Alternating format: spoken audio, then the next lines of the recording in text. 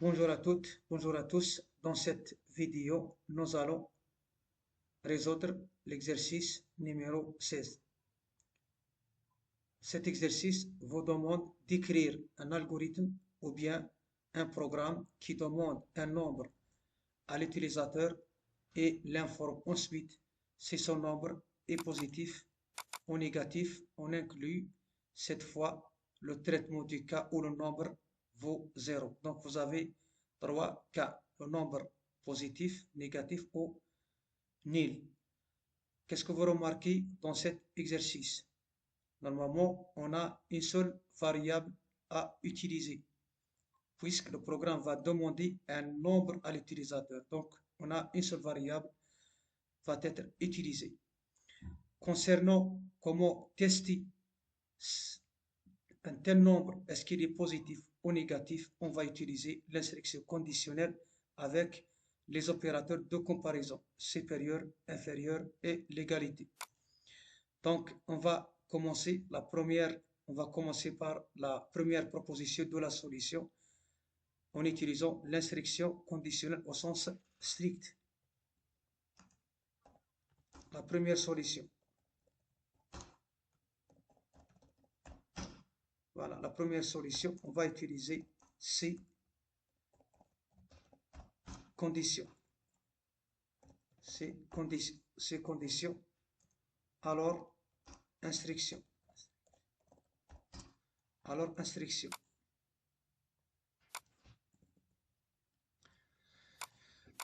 Voilà, c'est pour ça on va définir donc une variable, on va l'appeler, vous pouvez appeler comme vous voulez. L'essentiel, la variable, le nom de la variable doit être entre A et Z.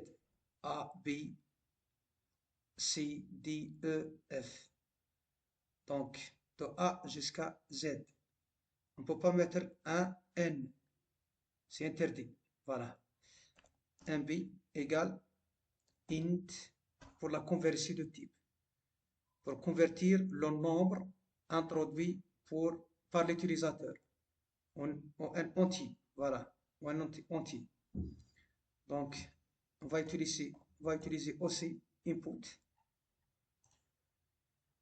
C'est la fonction qui permet d'afficher un message à l'utilisateur et permet à l'utilisateur aussi d'introduire une valeur en utilisant le clavier.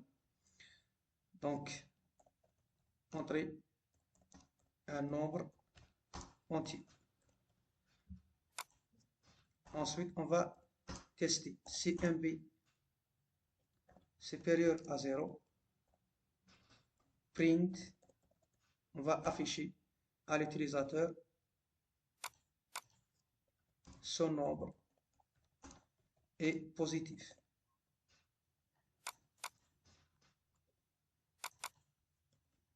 Voilà. De la même manière, if un b, deuxième cas,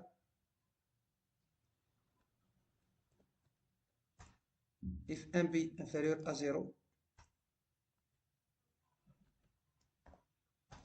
print son nombre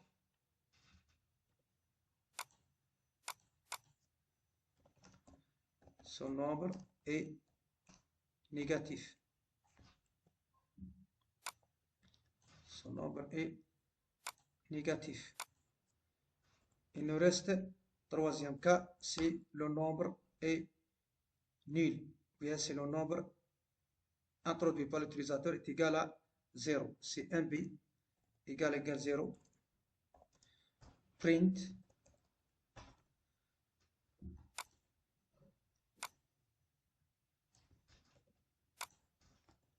son nombre est nul.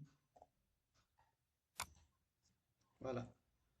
Donc on va enregistrer, on va exécuter et voir les résultats. Donc, entrer un nombre entier, ce message affiché par cette instruction. Voilà, par exemple 10, son nombre est positif. On va exécuter à nouveau.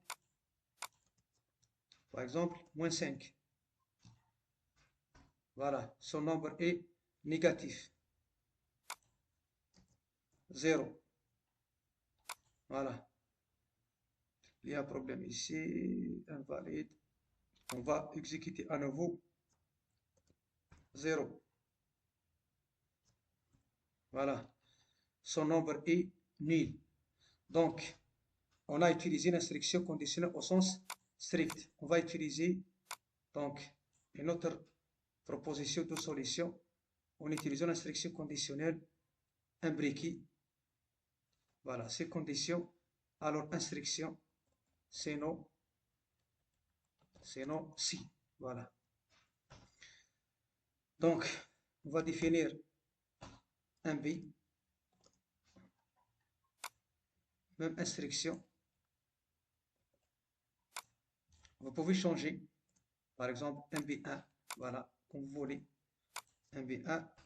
Ensuite, on va tester le 1B1.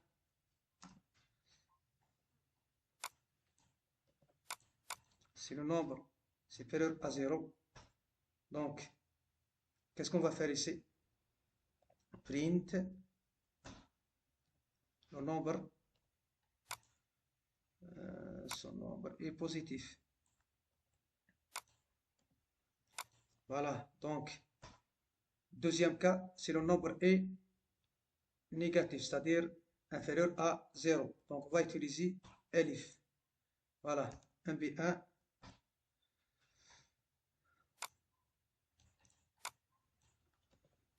Copier-coller. Print son nombre.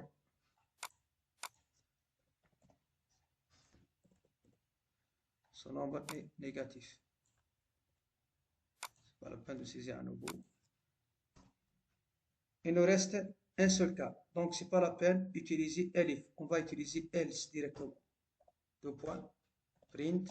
Puisque c'est le nombre ni positif ni négatif, donc il est nul. Voilà. Son nombre est nul.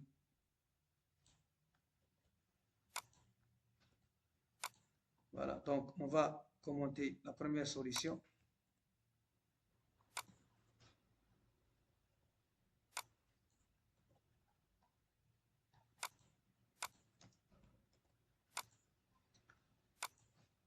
On va ici seulement deuxième proposition de solution. Si vous voulez exécuter, donc cliquez ici. C'est le nombre, par exemple 2. Donc son nombre informe l'utilisateur que ce nombre est positif. Voilà. CLS. Donc exécuter pour un nombre négatif, moins 5. Donc son nombre est négatif. On va exécuter pour troisième fois. Donc 0, entrée.